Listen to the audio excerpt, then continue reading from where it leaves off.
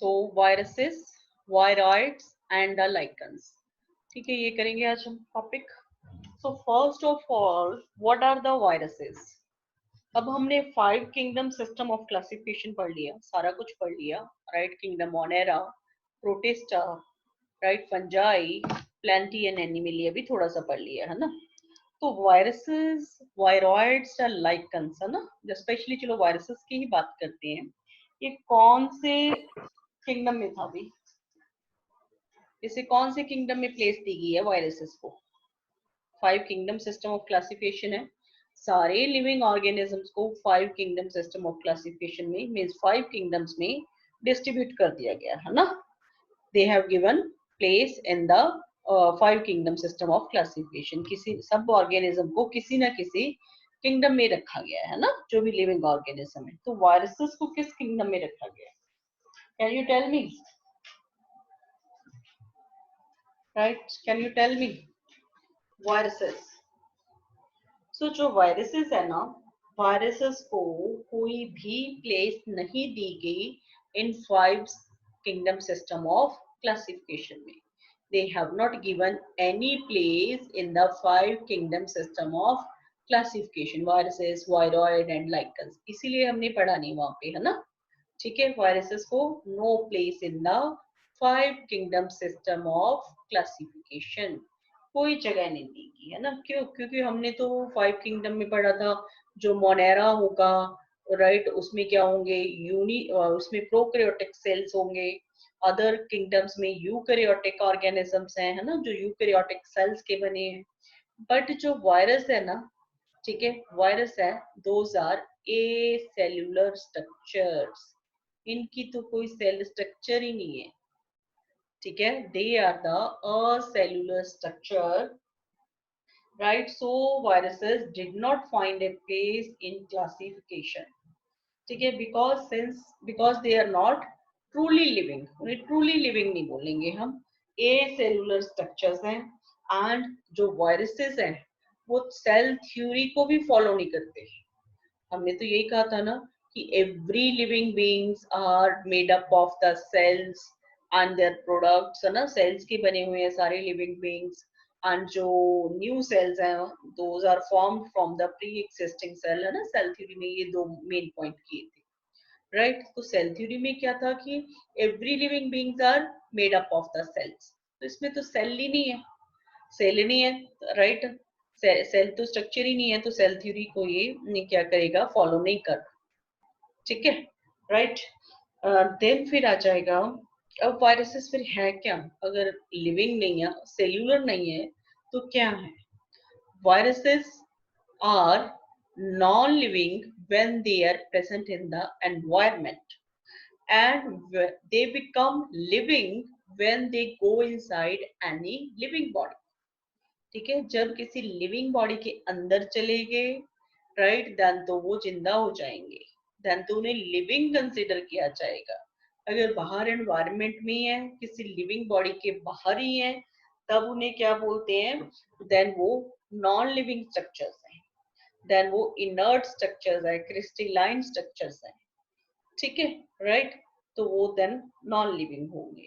So they are kept at the border line of, viruses are kept at the borderline of borderline of living and non-living organisms, borderline of living and non-living organisms, ठीक है। so they are not truly living, they are not truly living, not truly living, they are kept at the borderline of living and non-living organisms. They are a cellular structure. Say, so they do not follow the cell theory.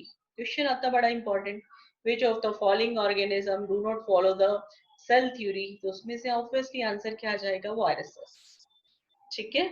सो ये cell theory को follow नहीं करते, इन्हें 5 kingdom system of classification में कोई place नहीं दी गई, right? They are kept at the borderline of living and non-living organism, because when they are present outside of any living body, they are considered as the non-living organism. जब ये किसी living body के अंदर चले जाते हैं तब ये लिविंग हो जाते हैं, ठीक है। सो वायरसेस की हम स्ट्रक्चर पढ़ते हैं, ब्रीफ सा पढ़ते हैं अभी, ठीक है, फिर आगे देखेंगे हम, राइट। तो वायरस वायरस स्ट्रक्चर क्या होती है, वायरस किस चीज के बने होते हैं?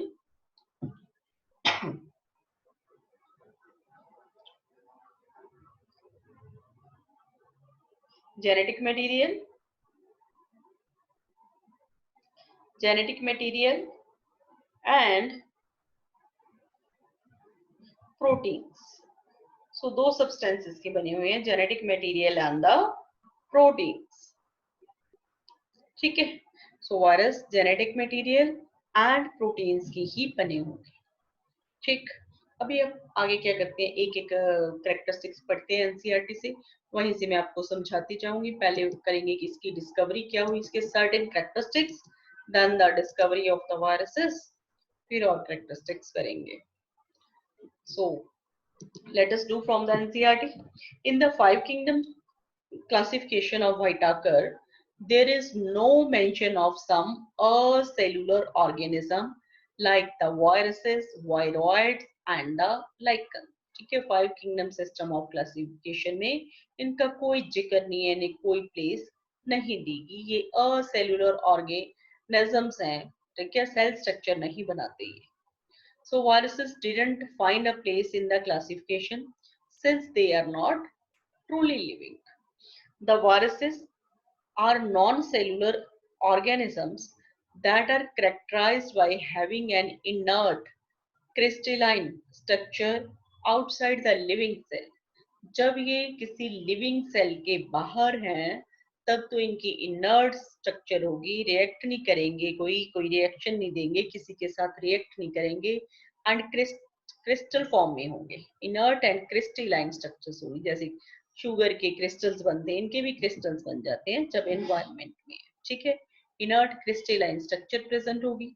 अब देखो ये सेल के अंदर जाते हैं, ठीक है, right? Non-cellular organisms that are characterized by having the an inert crystalline structure outside the living cell, ठीक है। किसी बॉडी के सपोज ह्यूमन को भी इन्होंने अटैक करना है, कहाँ फिर अंदर जाएंगे, सेल्स के अंदर जाएंगे, ठीक है।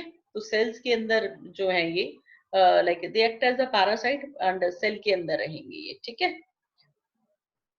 So once they infect a cell, they take over the machinery of the host cell. जब सेल के अंदर, suppose this is the cell, cell के अंदर चले गए तो उन्होंने क्या किया, होस्ट की मशीनरी को हाईजैक कर लिया, ठीक है। They take over the machinery of host cell, उनकी मशीनरी पे इसने अपना कंट्रोल कर लिया, ठीक है। मशीनरी क्या, उनके एंजाइम्स, उनका न्यूक्लिक एसिड, ठीक है, वो यूज करना शुरू करती है to replicate themselves, killing the host, ठीक है। सपोज आपको शूज चाहिए, राइट, नए कपड़े चाहिए, आप जाओगे कपड़े वाली फैक्ट्री में जाओगे, वहां जाके कहोगे कि मैं अपने लिए अपने कपड़े खुद ही बना लेता हूँ, है ना, उनकी मशीनरी सारी यूज करोगे, राइट। सो इन्होंने भी जाके उनकी मशीनरी यूज कर ली, उनके सारे एंजाइम यूज किए, उनका जो भी रॉ मटेरियल था सब कुछ यूज करके नए वायरसेस बना दिए सेल के अंदर, चाहे वो बैक्टीरियल सेल है, प्लांट सेल है, एनिमल सेल है, ये किसी को भी इन्फेक्ट कर सकते हैं, ओके। सो राइट, इनमें वायरस जब बाहर होते हैं तब इनर्ट होते हैं, क्रिस्टलाइन स्ट्रक्चर होती है, ठीक है, राइट। इनमें बहुत सारे एंजाइम नहीं होंगे, बहुत ही छोटे हैं ये, तो ये बहुत छोटी सी स्ट्रक्चर है, थोड़े से एंजाइम होते हैं। एंजाइम अपनी रेप्लिकेशन के लिए नहीं होते, ऐसे एंजाइम प्रेजेंट है जो क्या इसे सेल के अंदर जाने में हेल्प करें, सेल के अंदर जाने में हेल्प करें, ठीक है। सेल के अंदर चले गए, राइट, देन वहां जाके होस्ट सेल की इसने सारी मशीनरी, सारे एंजाइम, उनका न्यूक्लिक एसिड सब कुछ यूज किया, ठीक। So the name virus that means venom or poisonous fluid was given by the Pasteur. So virus का meaning क्या हो गया, venom or the poisonous fluid, and this name was given by the Pasteur.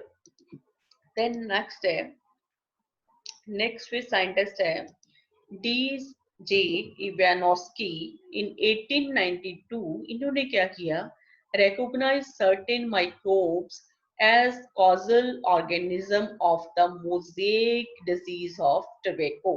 Tobacco का plant है, ठीक है, उसका leaf है टोबैको का, उसमें क्या है, सर्टेन मोजेक से, धब्बे से बने हुए, पैचेस से बने हुए, ठीक है। तो उन्होंने देखा कि टोबैको प्लांट में ये मोजेक क्यों बन गए, ये मोजेक डिजीज क्यों हो गई है, कहते उन्होंने रिकॉग्नाइज किया कि सर्टेन माइक्रोब्स है जो ये डिजीज कॉज कर रहे हैं, ठीक है। And these were found to be smaller than the bacteria because they pass through bacteria proof filters, ठीक है। तो उन्होंने क्या किया, इन जो थे ना मोजेक थे, यहाँ का इसका लाइक मटेरियल लेके उसका क्या बना लिया, सॉल्यूशन बना लिया, ठीक है। फिर ऐसे फिल्टर पेपर से पास किया जिसमें से बैक्टीरिया पास नहीं हो सकते, बैक्टीरियल सेल पास नहीं हो सकते, ठीक है। ऐसे फिल्टर पेपर का यूज किया, ठीक है। जब ये सॉल्यूशन यहाँ पे डाला तो बैक्टीरिया तो ऑब्वियसली ऊपर आ जाएंगे, नीचे जो मटेरियल आ गया उन्हें पता चला कि ये भी आगे ये मोजेक डिजीज कर देता है अगर नॉर्मल प्लांट्स पे ये डाल दिया जाए, मीन्स ये मटेरियल है इन्फेक्शियस है ना, ये इन्फेक्शियस है, तो इसमें इट मीन्स बैक्टीरिया ने तो ये डिजीज नहीं की, कोई और माइक्रोब्स हैं जो बैक्टीरिया से भी छोटे हैं, ठीक है। So these were found to be smaller than bacteria, इसलिए उन्हें पता चल गया क्योंकि इस फिल्टर पेपर से बैक्टीरिया तो पास नहीं कर सकती, कोई बैक्टीरिया से छोटी चीज होगी वही पास की है, ठीक है। और जहां पे आ गई और देखा कि ये भी आगे इन्फेक्शन कॉज कर रही है, तो जो भी चीज है वो क्या बैक्टीरिया से स्मॉलर है, ठीक है। So smaller than bacteria because they pass through the bacteria through filters. Then आगे फिर आम डब्ल्यू वेजरीनेक ने क्या किया इन 1898 में, demonstrated that extract of the infected plants of tobacco could cause infection of healthy plants and called the fluid as the contagium contagium vivum fluidum, contagium vivum fluidum, इसका मतलब क्या है, इन्फेक्शियस लिविंग फ्लूइड, ठीक है। Contagium infectious, vivum living, fluidum fluid, ठीक है। सो उसने ये बात बोली किसने, वेजरनेकिया ने। ये पूछ सकते हैं किसने कहा था, वेजरनेकिया ने कहा था। जैसे मैंने यहाँ सारा प्रोसेस बता दिया था, है ना, इन्होंने तो जस्ट इवानोवस्की इतना बताया कि जो पास हो गया वो क्या स्मॉलर है ना, राइट, यहाँ पे जो फ्लूइड आ गया तो इसने आगे फिर वो इन्फेक्शियस है ना, इसने बता दिया कि बाकी प्लांट को भी ये क्या कर सकता है, इन्फेक्ट कर सकता है। बाकी प्लांट को स्प्रे करके देखा इस सोल्यूशन से, ठीक है। तो कहते हैं कि हेल्दी प्लांट्स में भी ये इन्फेक्शन कॉज कर सकता है। सो ये वाला फ्लूइड क्या हो गया, इन्फेक्शन इन्फेक्शियस लिविंग फ्लूइड हो गया, ठीक है। फिर डब्ल्यू एम स्टैनली ने 1935 में क्या किया, showed that viruses could be crystallised, उन्होंने बताया जो ये मटेरियल आ गया था, ठीक है, इसके क्रिस्टल्स बनाए जा सकते हैं, वायरसेस के क्रिस्टल बनाए जा सकते हैं, and crystals consist largely of the proteins. फिर उन्होंने देखा, उसे चेक किया लैब में कि क्रिस्टल किस चीज के बने हुए हैं, प्रोटीन्स के बने हुए हैं। अब तक ये पता चल गया कि जो भी वो इन्फेक्शियस फ्लूइड है उसमें प्रोटीन तो है, ठीक है, प्रोटीन्स के बने हुए हैं। Then they are inert outside their specific host cells, ठीक है। सो ये वाले साइंटिस्ट जो भी दिए उनकी डेट्स, उन्होंने क्या क्या काम किया वो अब कर लेना, राइट। डन है, they are inert outside their specific host cell, so crystals हैं जो वायरसेस हैं, अपने होस्ट सेल के बाहर वो क्या रहेंगे, इनर्ट होंगे, ठीक है, वायरसेस के ये फीचर है। Then viruses are obligate parasites, parasites हैं ये, ठीक है, एंडो पैरासाइट्स हैं, सेलुलर एंडो पैरासाइट्स हैं, बट ऑब्लिगेट है, मतलब स्ट्रिक्टली पैरासाइट्स ही हैं, किसी और कंडीशन में नहीं रहेंगे ये, ठीक है, इसी कंडीशन में रहते हैं, अगर सेल से बाहर आ गए तो डेड है, सेल के अंदर है तो लिविंग है, ठीक है, ऑब्लिगेट पैरासाइट्स है, ठीक। फिर in addition to proteins viruses also contain genetic material, ठीक है, बाद में ये भी डिस्कवर हुआ, उन्होंने तो डिस्कवर किया था जस्ट स्टैनले ने कि क्या है उसमें प्रोटीन्स होते हैं ना, ये भी डिस्कवर हो गया कि in addition to proteins viruses also contain the genetic material that could be either RNA or DNA. So इनमें वायरसेस में एक ही चीज होगी, या तो आरएनए होगा या डीएनए। जैसे हम हायर ऑर्गेनिज्म की बात करें, ह्यूमंस की ही बात करें, हमें तो दोनों ही होते हैं ना, डीएनए भी होता है, डीएनए हमारा जेनेटिक मटेरियल है, ठीक है। दान हमें आरएनए भी होता है, आरएनए जो प्रोटीन सिंथेसिस के लिए रिक्वायर्ड होता है ना, जेनेटिक मटेरियल नहीं है हमारा, हमारा जेनेटिक मटेरियल तो डीएनए ही है सभी ह्यूमंस पे, बट आरएनए भी प्रेजेंट होगा, that is meant for the protein synthesis, ठीक है। बट इसमें क्या है, इसमें खुद में तो प्रोटीन सिंथेसिस होनी नहीं है ना, होस्ट में जाके करनी है इसमें। तो इसमें जेनेटिक मटेरियल जा तो कई वायरसेस में आरएनए हो सकता है, कईयों में डीएनए हो, ठीक है, RNA and DNA. So no virus contain both RNA और डीएनए, हमें तो दोनों ही होते हैं, बट नो वायरस, कोई भी ऐसा वायरस नहीं है जिसमें आरएनए एंड डीएनए दोनों हो।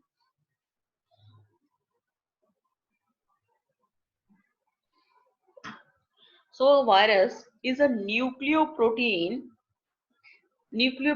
एंटाइटी। वायरस क्या है, न्यूक्लिक एसिड एंड प्रोटीन की बनी हुई बॉडी है, and the genetic material is infectious, and the genetic material is infectious, genetic material infection करेगा, प्रोटीन क्यों नहीं इन्फेक्शन करेगा?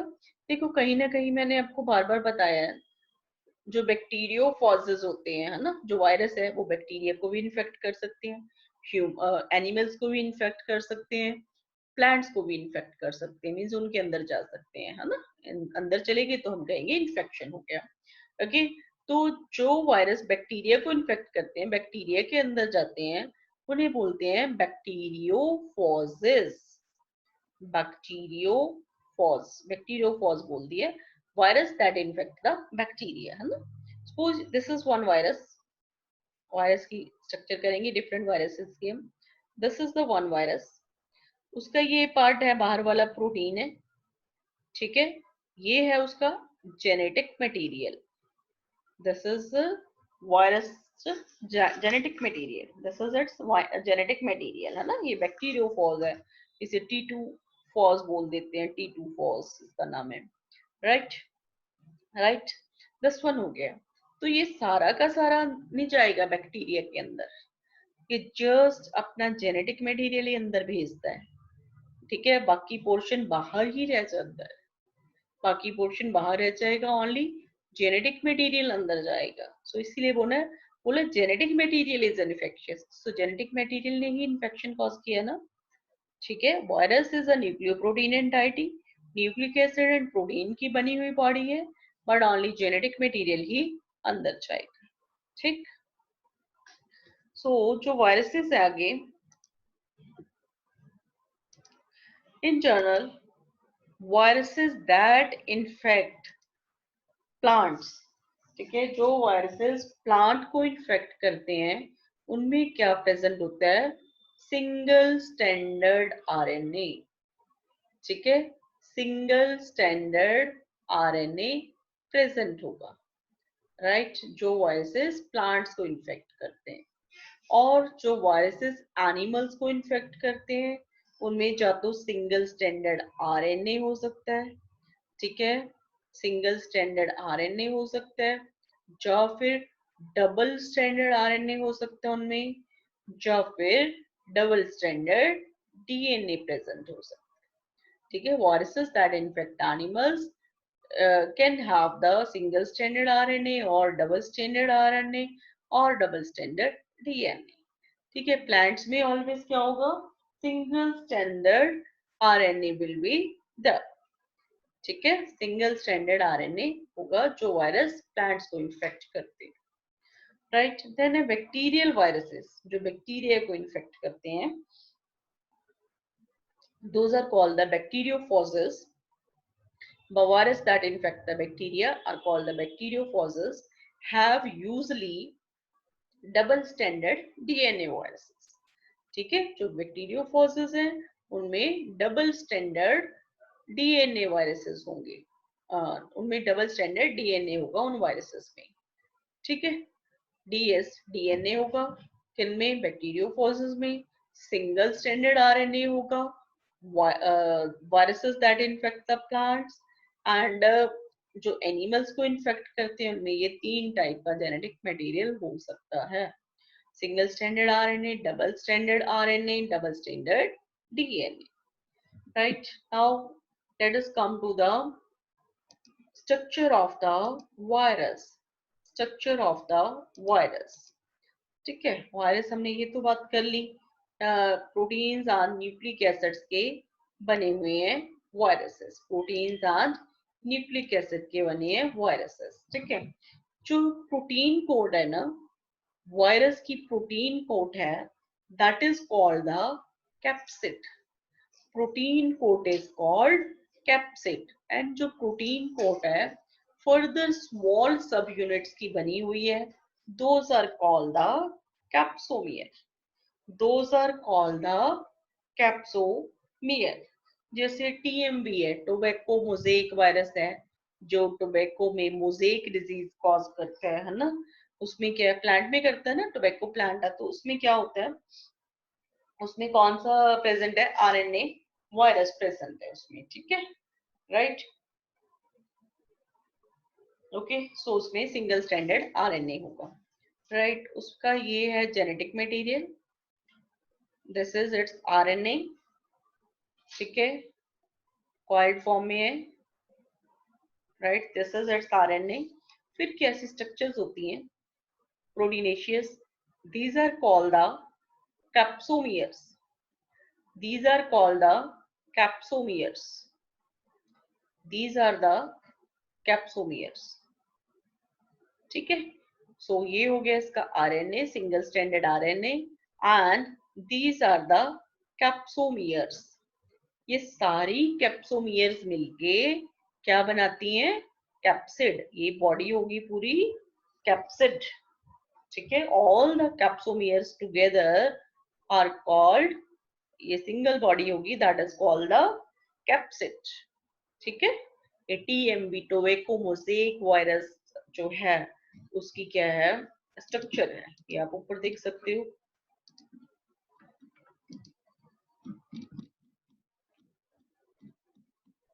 ये रही. ठीक है,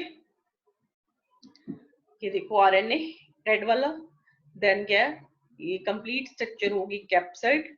एंड ये इसके सब यूनिट्स है, जो these subunits are called the capsomeres. Capsomeres. ठीक है, ये सिंगल स्टैंडर्ड आरएनए प्रेजेंट है, right? Spirally coiled single stranded RNA.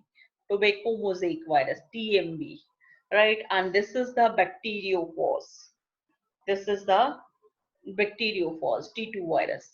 ये इसकी स्ट्रक्चर देखो, हेड रीजन है इसका, ये कॉलर है, बाहर की बॉडी है प्रोटीनेशियस. इसके अंदर हेड के अंदर क्या होगा, इसका न्यूक्लिक एसिड होगा. ठीक है, डीएनए प्रेजेंट होगा. हेड रीजन है, ये कॉलर है, ये इसकी शीथ है, एंड ये टेल फाइबर्स है. ठीक है, ये बैक्टीरियोफोज है. जब ये बैक्टीरिया को क्या करेगा, इन्फेक्ट करेगा, तो ओनली इसका जेनेटिक मटेरियल ही अंदर जाएगा, बाकी ये प्रोटीन बॉडी सारी बाहर रह जाएगी. ठीक है, प्रोटीन बॉडी क्या होगी, बाहर ही रह जाएगी, ओनली जेनेटिक मटेरियल अंदर जाएगा इसका. ठीक,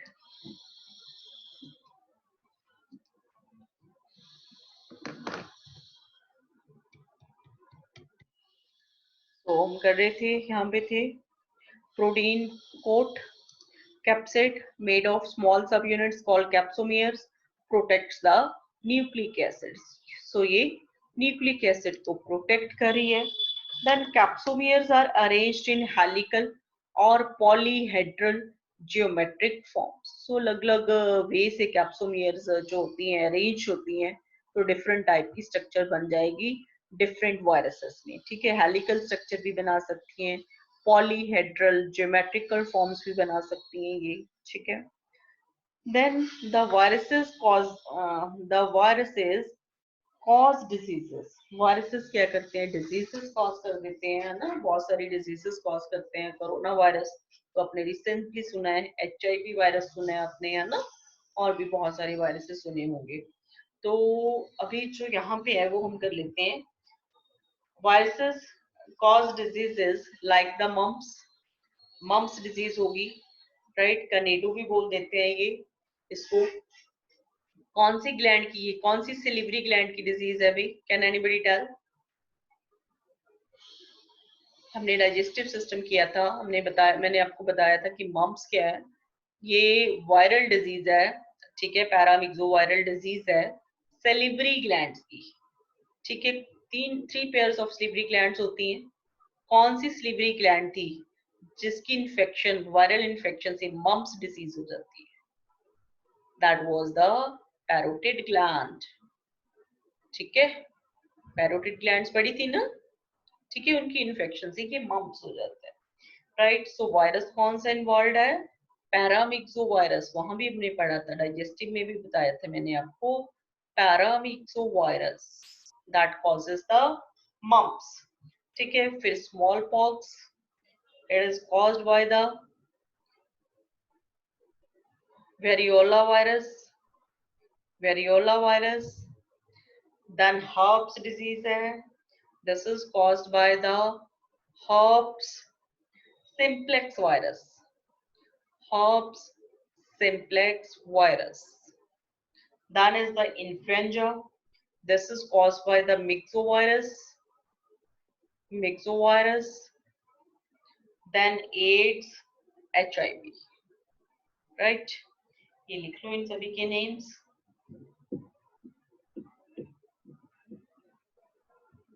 And then फिर है name लिख लो पहले आप.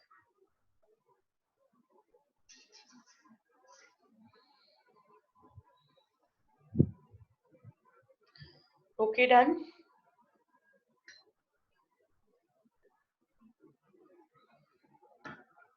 So in plants, the symptoms can be. Plants में symptom कौन कौन से हो सकते हैं? मोजेक फॉर्मेशन, जैसे पैचेस बन जाएंगे लीव्स पे, है ना, स्टेम्स पे, मोजेक फॉर्मेशन हो सकती है। लीफ रोलिंग, लीव्स रोल हो गए, कर्ल हो गए, that one. Yellowing of the plant parts, specially of the leaves, leaves yellow हो गए, है ना, जो भी ग्रीन पार्ट्स थे वो येलो होना स्टार्ट हो जाते हैं वायरल डिजीज से। Then vein clearing, vein clearing and dwarfing, stunted growth, ठीक है, ये सारे फीचर्स होंगे।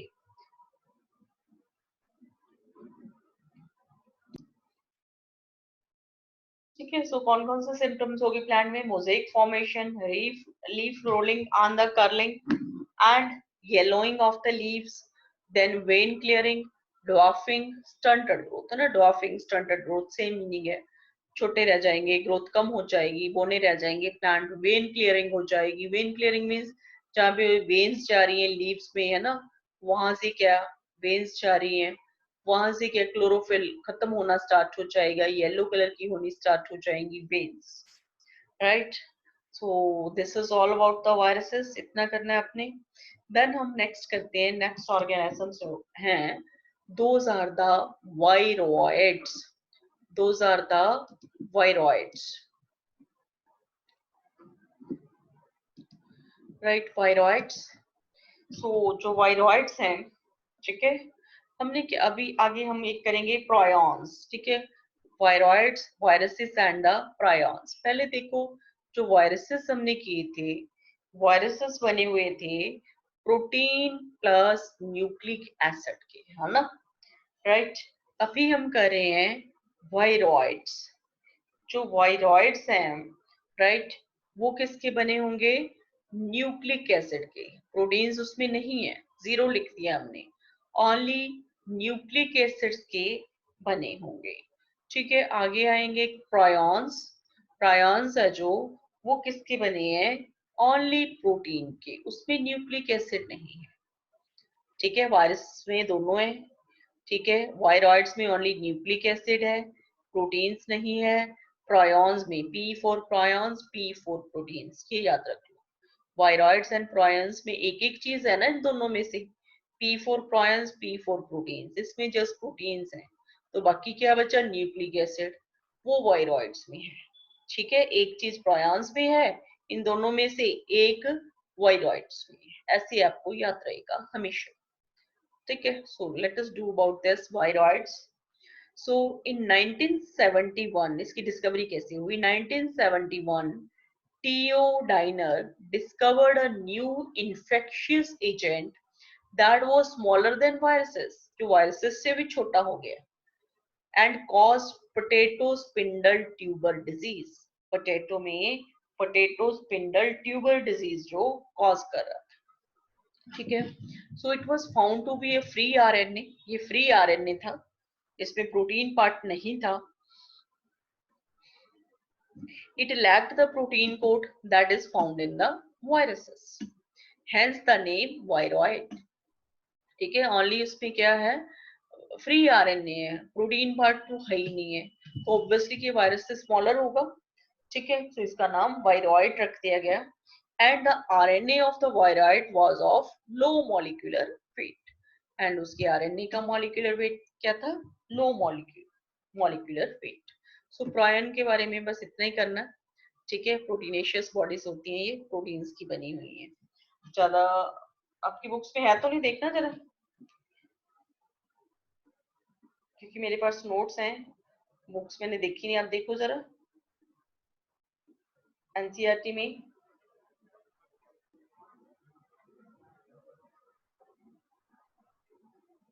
ठीक है. चलो बस इतने ही करना है अपने. ठीक है.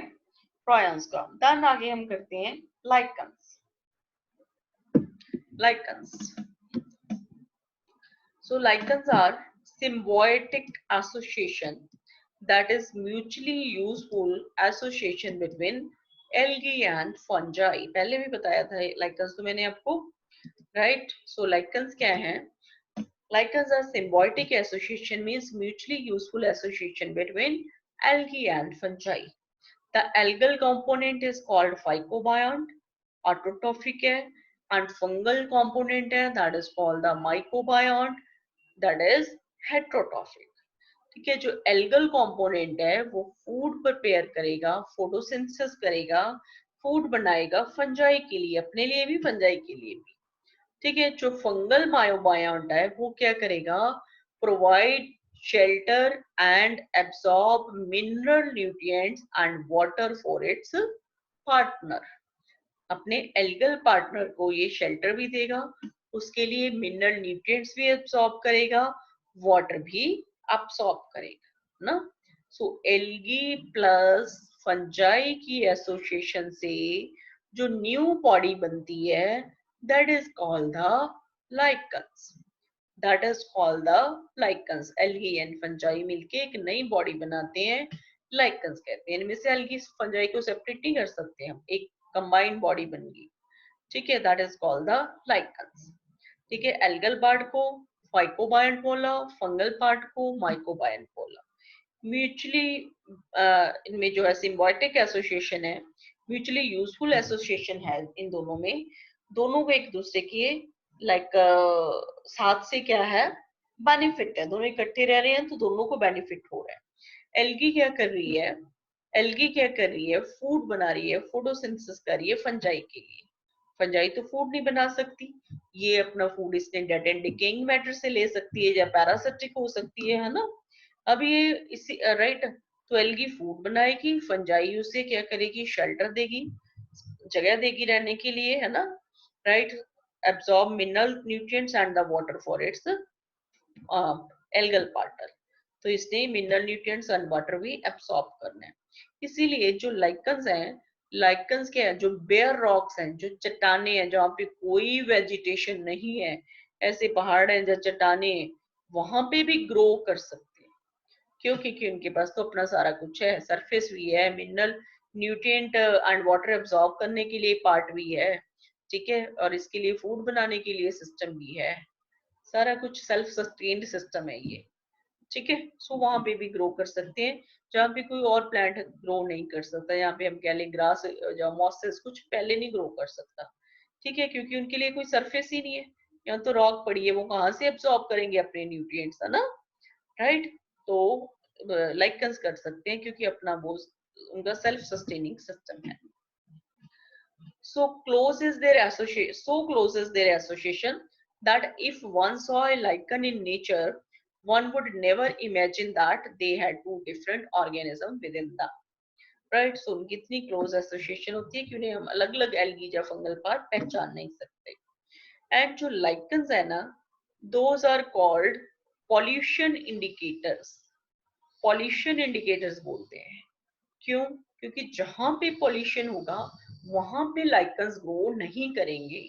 अगर पहले वहां पे साफ जगह थी, वो ग्रो कर रहे थे, अब वो पॉल्यूटेड एरिया हो गया तो वहां से लाइकन खत्म हो जाएंगे. So they do not grow in polluted areas. कि याद रखना है, polluted areas में नहीं होंगे, इसलिए pollution indicators बोलते हैं. कई बच्चे कह जाते हैं कि वो polluted areas में present होंगे, इसलिए pollution indicators बोल सकते हैं, है ना. तो नेम अगर जस्ट पता हो आपको pollution indicators क्यों बोलते हैं, तो आपके मन में दो बातें ही आएंगी. या तो polluted area में ज्यादा present होंगे इसलिए pollution indicator बोल देते हैं, या नहीं होंगे. तो ये नहीं होंगे, ये याद रखना. They do not grow in polluted areas. ये याद रखो, वो साफ सुथरी जगह पे होते हैं, पॉल्यूटेड जगह पे नहीं होंगे. So they are called the pollution indicators. Right.